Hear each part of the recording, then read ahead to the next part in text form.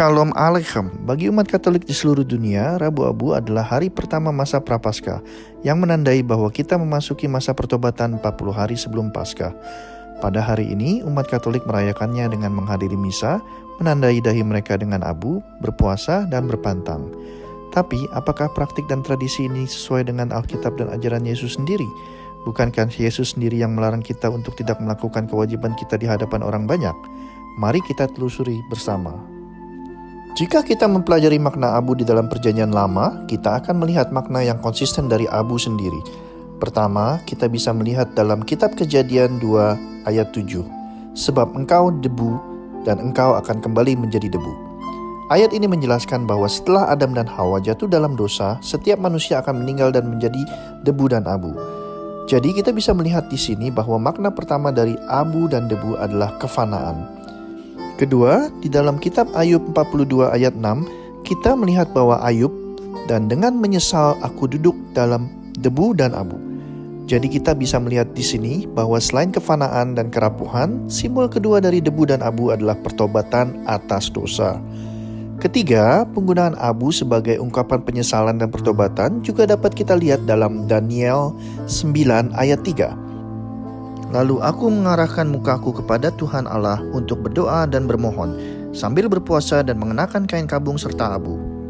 Dalam kisah ini, Daniel berpuasa dengan mengenakan kain kabung dan abu dalam rangka memohon pengampunan Allah atas dosa-dosa bangsanya. Daniel menyadari bahwa bangsanya, yaitu Israel, telah memberontak dan berlaku jahat di hadapan Allah, sehingga Allah menghukum mereka dengan pembuangan di Babel selama 70 tahun. Meskipun Daniel adalah orang benar di mata Tuhan, dia tetap melakukan silih bagi umatnya melalui puasa sambil mengenakan kain kabung dan abu. Dengan berpuasa mengenakan kain kabung dan abu, Daniel berharap akan kemurahan Allah sehingga ia berkenan memulihkan umatnya. Dalam konteks Yudaisme kuno, ketika mereka masuk dalam masa doa dan pertobatan yang intens, mereka akan mengenakan kain kabung, berpuasa, dan menutupi diri mereka dengan abu. Pada waktu itu, kain kabung, bahasa Inggrisnya sackcloth, adalah kain yang tidak nyaman yang akan mengiritasi kulit dan akan menyebabkan penderitaan. Mereka juga berpuasa untuk menjauhkan diri dari hal-hal duniawi seperti makanan dan minuman, dan juga menutupi abu sebagai tanda kerapuhan dan kefanaan dan sebagai tanda pertobatan. Sikap yang sama diperlihatkan oleh penduduk Niniwe setelah mereka mendengar rencana hukuman Allah. Di Yunus 3 ayat 5-6 mempersaksikan, orang Niniwe percaya kepada Allah, lalu mereka mengumumkan puasa dan mereka, baik orang dewasa maupun anak-anak, mengenakan kain kabung. Setelah sampai kabar itu kepada raja kota Niniwe, turunlah ia dari singgasananya. Ditanggalkannya jubahnya, diselubungkannya kain kabung, lalu duduklah ia di abu. Sangat menarik bahwa orang Niniwe yang digolongkan oleh umat Israel sebagai bangsa kafir, namun ternyata mereka mengenal ungkapan pertobatan melalui puasa dengan mengenakan kain kabung dan abu. Jadi, ungkapan pertobatan melalui puasa dengan mengenakan kain kabung dan abu telah memiliki akar yang universal dalam tradisi masyarakat Timur Tengah pada zaman Perjanjian Lama. Mari kita lanjutkan. Dalam kitab 1 Makabe 3 ayat 47, kita melihat, pada hari itu juga berpuasalah mereka, berpakaian karung dan menaburkan debu di atas kepalanya, serta menyobek pakaiannya. Di sini kita memperhatikan bagaimana mereka bukan hanya berpuasa dan berdoa dan berpakaian karung, tetapi mereka juga menandai dahi mereka dengan debu. Hal yang serupa juga terjadi dalam kitab Ester 14 ayat 1-3. Ratu Ester pun berlindung pada Tuhan dalam bahaya maut yang menyerang dia. Pakaian kemuliaannya telah ditanggalkannya dan telah dikenakannya pakaian kesesakan dan perkabungan.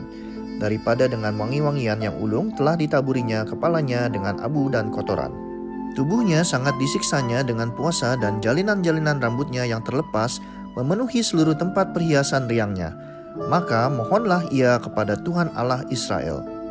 Perlu diketahui suami Ester adalah seorang raja non-Yahudi yang akan membunuh semua orang Yahudi.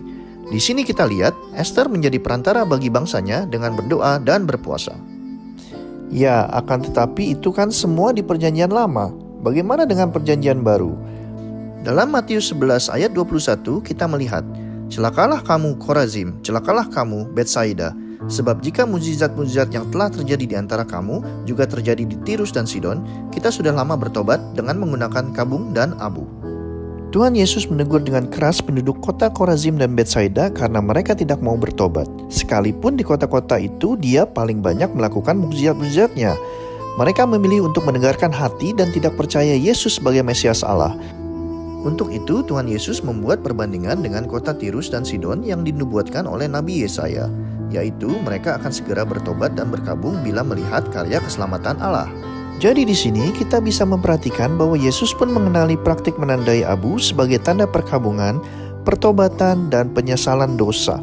Jadi dari semua ayat-ayat di dalam Alkitab ini kita bisa memperhatikan bahwa bangsa Yahudi sudah lama mempraktikkan kebiasaan menaburi kepala dengan abu sebagai tanda pengakuan atas nomor 1, kefanaan mereka, nomor 2, tanda pertobatan atas dosa-dosa mereka, dan nomor 3, menjadi perantara dan melakukan silih bagi orang lain.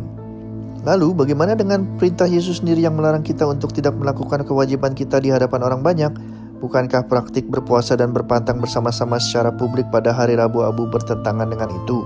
Mari kita sama-sama membahas ini. Bacaan pertama dalam Misa Rabu Abu adalah kitab Yoel 2 ayat 12-18. Di sini kita bisa melihat bahwa bangsa Yahudi melakukan puasa secara umum dan publik. Pada hari tersebut, para imam dan nabi Israel memanggil semua bangsa untuk bersatu bersama dalam puasa sebagai sebuah komunitas dan bertobat atas dosa-dosa mereka sendiri dan orang lain sehingga Allah berbelas kasih kepada mereka. Pada hari ini, para bangsa Israel kembali kepada Tuhan dengan segenap hati dalam puasa, tangis, dan ratap. Dalam konteks ini, Gereja Katolik selalu memanggil orang-orang untuk kembali kepada Tuhan pada masa Prapaskah. Mungkin banyak orang yang sudah lama jarang ke gereja, mungkin banyak yang tidak dekat dengan Tuhan, mungkin banyak yang melakukan dosa-dosa dan belum bertobat. Masa Prapaskah adalah waktu di mana Gereja Katolik akan memanggil semua orang untuk bertobat dan kembali kepada Tuhan. Jadi, bacaan dari kitab Yoel menjelaskan bagaimana kita secara umum berpuasa. Ketika orang bertanya, mengapa Anda memberitahu semua orang bahwa Anda berpuasa? Itu karena pada hari Rabu Abu, semua umat Katolik dapat bersatu dan bertobat dan berpuasa secara umum, seperti yang dilakukan oleh bangsa Israel pada zaman dulu. Namun, sebenarnya makna Rabu Abu bukan hanya itu saja. Rabu Abu adalah awal masa Prapaskah, dan Prapaskah bukanlah masa puasa dan pertobatan secara publik, tetapi lebih dari itu. Masa Prapaskah adalah masa di mana kita melakukan puasa, doa, dan amal secara pribadi. Oleh sebab itu, pada hari Rabu Abu, bacaan Injil Matius 6 mengingatkan kita tentang hal ini.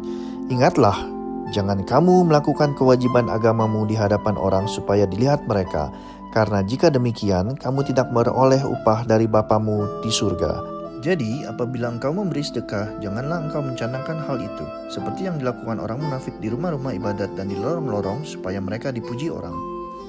Aku berkata kepadamu, sesungguhnya mereka sudah mendapat upahnya. Tetapi jika engkau memberi sedekah, janganlah diketahui tangan kirimu apa yang diperbuat tangan kananmu. Hendaklah sedekahmu itu diberikan dengan tersembunyi, maka Bapamu yang melihat yang tersembunyi akan membalasnya kepadamu. Dan apabila kamu berdoa, janganlah berdoa seperti orang munafik. Mereka suka mengucapkan doanya dengan berdiri dalam rumah-rumah ibadat dan pada tikungan-tikungan jalan raya, supaya mereka dilihat orang. Aku berkata kepadamu, sesungguhnya mereka sudah mendapat upahnya. Tetapi jika engkau berdoa, masuklah ke dalam kamarmu, tutuplah pintu dan berdoalah kepada Bapamu yang ada di tempat tersembunyi. Maka Bapamu yang melihat yang tersembunyi akan membalasnya kepadamu. Dan apabila kamu berpuasa, janganlah muram mukamu seperti orang munafik.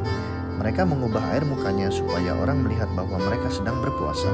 Aku berkata kepadamu, sesungguhnya mereka sudah mendapat upahnya. Tetapi apabila engkau berpuasa, minyakilah kepalamu dan cucilah mukamu, supaya jangan dilihat oleh orang bahwa engkau sedang berpuasa, melainkan hanya oleh Bapamu yang ada di tempat tersembunyi. Maka Bapamu yang melihat yang tersembunyi akan membalasnya kepadamu. Matius pasal 6 ayat 1-6 dan ayat 16 sampai dengan 18. Pada masa Prapaskah ini, umat Katolik sebagai pengikut Yesus diajak untuk melakukan 3 latihan rohani yang bisa mendekatkan diri kita kepada Tuhan dan sesama, yaitu berdoa, berpantang, dan beramal. Mungkin jika di luar masa Prapaskah ini kita sudah melakukan 3 hal tersebut, maka pada masa Prapaskah ini kita justru harus lebih berdoa secara rutin, lebih sering beramal, dan lebih sering berpuasa dan berpantang. Tiga hal ini pada masa Prapaskah hendaklah dilakukan secara pribadi dan bukan di hadapan orang-orang supaya kita terlihat suci dan beragama.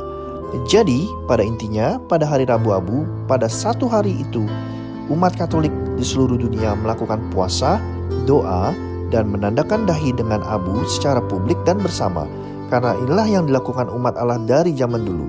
Setelah hari itu, dalam masa Prapaskah, umat Katolik hendaklah melakukan doa, amal, puasa, dan pantang secara pribadi.